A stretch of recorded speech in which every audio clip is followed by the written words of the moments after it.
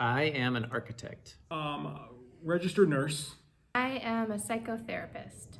I'm a developmental therapist. I co-founded a company called Travelport Digital Media. I'm a doctor of physical therapy. Well, we start with an idea that a client has, and we try to design something to fit a program that they've given us, and then create spaces or buildings around those ideas and that program. So the department that I work in is it's basically cardiac catheterization and also interventional radiology. So basically lots of procedures. So I'm involved in making sure the procedures go smoothly. I monitor the patient's vital signs, their stability during the procedure, because we do give medication and sedation medication. And so I keep a close eye on that. And I facilitate the process of intervention. Sometimes in an emergent situation where it's kind of critical. Other procedures are less critical, and they're just kind of like getting a biopsy or placing a drain somewhere in the body. So all kinds of different procedures. So we do mainly audio production for public radio, especially around environmental topics. So my job is like twofold. So one part of my job is going into the home to do ongoing therapy with children that have disabilities. Another part of my job is to evaluate children who might benefit from the program to determine whether or not they need the services. I work with people who are looking for help with their mental health. So I'm a clinical counselor. I am a licensed professional counselor. So I work in a particular part of the physical therapy world. I own my own business, and I work for mostly early intervention, which is Part C of the Disability Education Act. So we work with babies from birth, like when they come home from birth at hospital, till the age of 3 or the day before their 3rd birthday.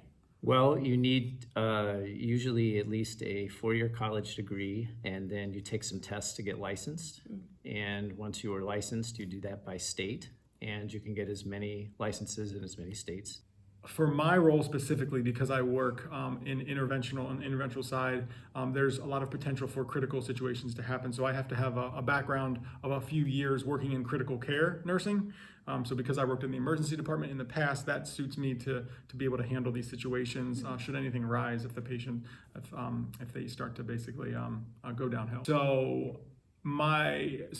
That's a requirement for my position. But just as a registered nurse, there is usually you just have to have education and then take sometimes usually it's a bachelor's in nursing, bachelor's of science in nursing. I was able to get my master's of science in nursing, so that's what I have. And yeah, I have to pass the nursing test. It's called the NCLEX. Curiosity, I think, being curious about the world, and I think that's one of the big ones, is being able to come up with different story ideas and understand. Being naturally curious about the world, I think, is really important, to be able to come up with ideas and also conduct interviews. For my job in particular, you need to be able to understand how to read a research study, which is something that takes a little bit of familiarization, and trying to break down sort of complicated scientific topics into things that are easier to understand, which is more challenging than it sounds. So looking at how do you take something really complicated, make it simple, understandable for a lay audience, but without oversimplifying it to the point of it being inaccurate. So maintaining that accuracy throughout while still simplifying the concept for a lay audience.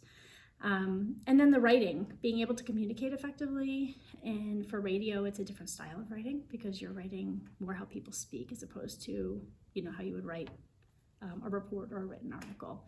So so I think I think the hardest thing for my job is one of the things that's challenging with writers is being able to figure out what is the most important part of a story. You have to have an undergraduate degree and some graduate level classes. In order to be a licensed professional counselor, you need to have a master's degree in either psychology, clinical mental health counseling, or social work. which includes a clinical internship. So I got my master's at Northwestern. I'm a career changer, so I got that, actually it was a year ago last week. And then I had to sit for a licensing exam, the National Counselor's Examination. To be a physical therapist, you have to have a high school degree. Then you have to have a bachelor's, so 4-year undergrad degree, and you have to take certain classes, like a lot of science classes. And then you apply to now a doctorate program. So you have to go get a doctorate nowadays. They changed that, I think in like the early 2000s, the PT community like changed from bachelor's level to doctorate. They just like jumped the master's. So it's a 3-year doctoral program. I think so, yes. Do you think your job will be around in the next 20, 30, 50 years? I do imagine it will be around that. Yes, yeah. The hands-on patient care is something that I foresee will probably, just be around for a long time. Do you think your job will be around 20, 30, 50 years from now? I hope not, in that I hope that we're making more progress on climate change than we are. With that said, I think the premise of my job will remain really important. Like, how do you translate science for lay audience? I think that will remain really important. Hopefully our particular program isn't as crucial, because hopefully more people will have a better understanding of climate change and will be taking action. I do. It is mandated as it's a federal program, so it would take an act of Congress to get rid of it. I'd like to think so. There are already some ways that AI have been impacting clinical mental health counseling and therapy. However, some of the most impactful work that I do is one-on-one with people, especially trauma clients. And so I think that there will be a need for us in some capacity, even if the job may have shifted a bit. I think physical therapy will be around, but at this point in the last 6 weeks, since the change of administration for our country, there's some goals to dismantle the entire Department of Education. And the program I work for 0 to 3-year-olds is a federal law under the Disability Act, Part C. And so if that gets dismantled, then we really don't know what will happen all across the country for that program. Also for the kids that I work with in that program, a lot of that funding comes through Medicaid, because Medicaid also is like the payer for people with disabilities of all ages. And that is also currently being looked at for major cuts for the whole country. I would say maybe not taken over, but changed by AI. I think it will definitely be used to speed up the design process and provide initial ideas.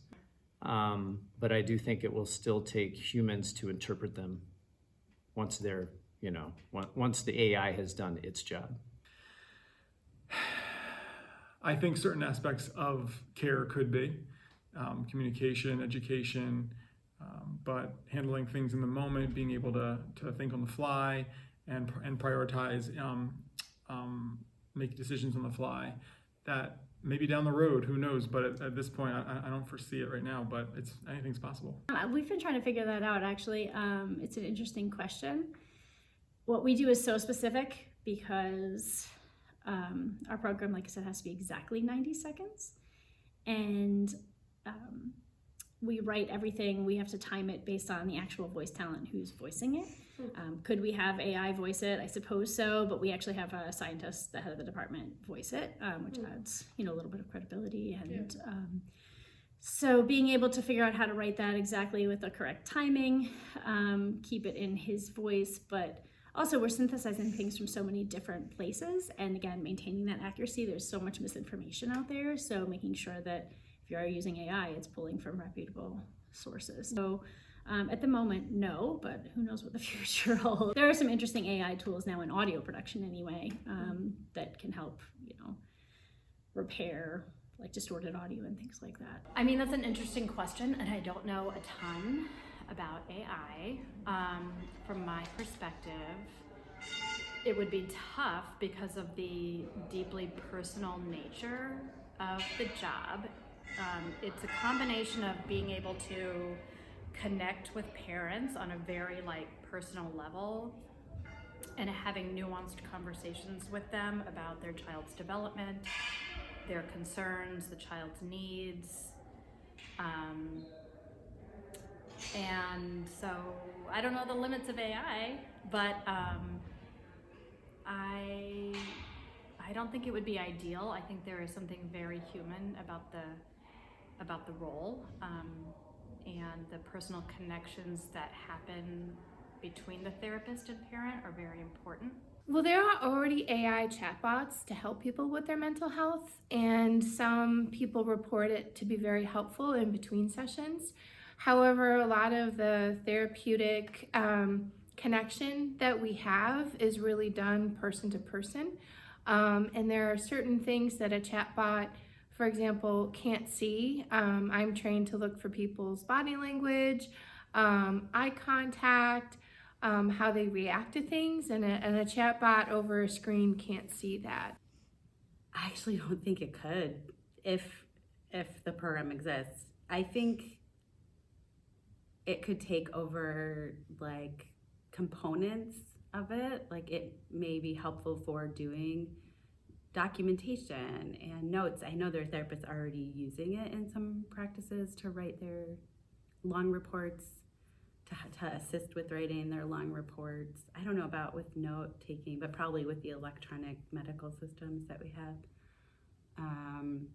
So I think some components it could support, but in terms of hands-on coaching in real time, I'm looking at a whole family relationship dynamic, the environment, what materials they have in the house, and I'm adapting and accommodating in real time.